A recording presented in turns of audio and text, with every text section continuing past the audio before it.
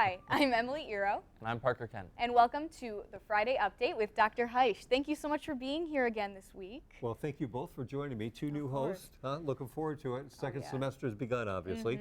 Yep. So you both got kind of trapped into doing this, if I Just a understand little that bit. right. A gnarly game of nose goes. Yes, what I heard. That's what I heard. And I heard a little bit about being thrown under the bus. Was the way it was described to me. Yeah, a little Just bit. a little bit. Yeah. Well, I'm glad you're here. So I had a pretty good week for us to talk about, even though we had that Wednesday off for Ice Day. Yeah. That was my favorite day. Your favorite day of the Yeah, week that was was my Wednesday favorite day of this the week week? was Is it Wednesday, yeah. always Wednesday, or was it just this week? No, like the other week it was I think Wednesday and Thursday. Yeah, I'm detecting a pattern there, Parker. Thank you for that. So excellent feedback for me to get. Absolutely, anytime. Yeah.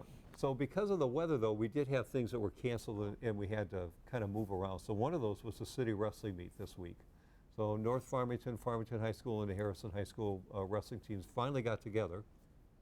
And it was a little bit difficult to fit into their schedule because they're heading into their state tournament time. So it was nice to go to Power Middle School and visit and watch that. I got to spend about 20 or 30 minutes there and watch the matches, and that was fun. And then as I walked around, you know, March's Reading Month is coming up. So they have this display up at Wood Creek where teachers have identified their favorite books, and then students can kind of take a glance at them. And as we saw this the first time, both of you commented that there were books up there that you were familiar with. Definitely.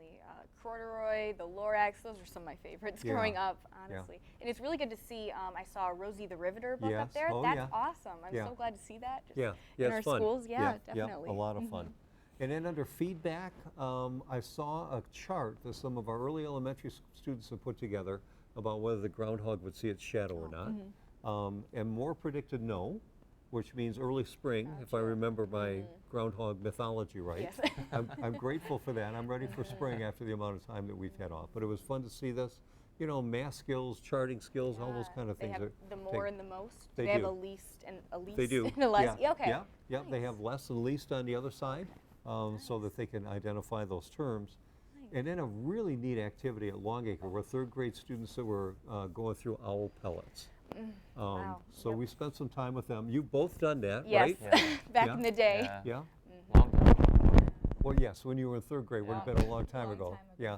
But we had one student group that found almost an intact skull from either a bird or a rodent. And it was, I mean, they were really into it. It was a great activity to watch. And then from an adult standpoint, our PTA Council got a check from the local Foundation for Youth and Family. They got $1,000 to help purchase more diverse materials for our media centers.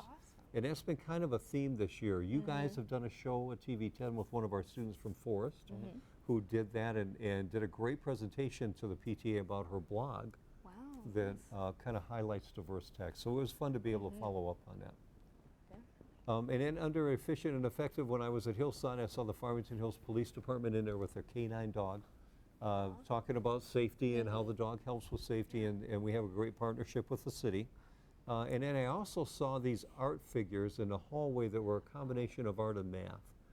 Because what we don't see is that beneath this sculpture is a diagram or a piece that describes all the different geometric shapes in there and how they found the perimeter and the area of those shapes in order to be able to do that.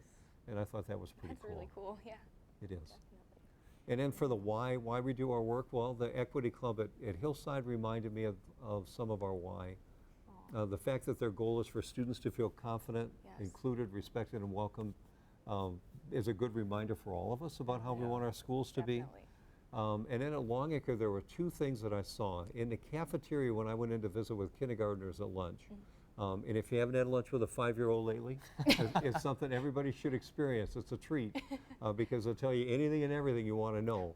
But the 5th grade students at Longacre all did these family trees, and they have them displayed all around the top of the cafeteria. So it's a great kind of ending community activity for 5th grade students and a great way to think about things beyond just the academics of what we do in school. But then one thing that we've learned through the bond construction is a lot of the artwork and murals inside buildings are either taken away completely or adapted. So at Longacre in the Media Center, they're doing this great heart with a quote from Martin Luther King and a quote from Mother Teresa about how love can be a transforming force. And then everybody there gets a chance to put their thumbprint in that heart as part of being at Longacre. So the different colors represent different grade levels. And I was really honored that they gave Dr. Johnson and I the chance to put our thumbprint in there. Oh, that was very sweet. In yellow. So for a 4-day week, it was a pretty good week, pretty packed. Pretty packed with so many fun activities. Well, It thank was. you so much for making time for us and your lovely packed week. No, thanks, I appreciate it. Yeah, well, Emily, thank you. Of course, thank you. Parker, thank you for being part of this. It's our pleasure. Well, thank you. I'm Emily Eahrow, I'm Parker Kent. and this was the Friday Update. Be sure to tune in again next week.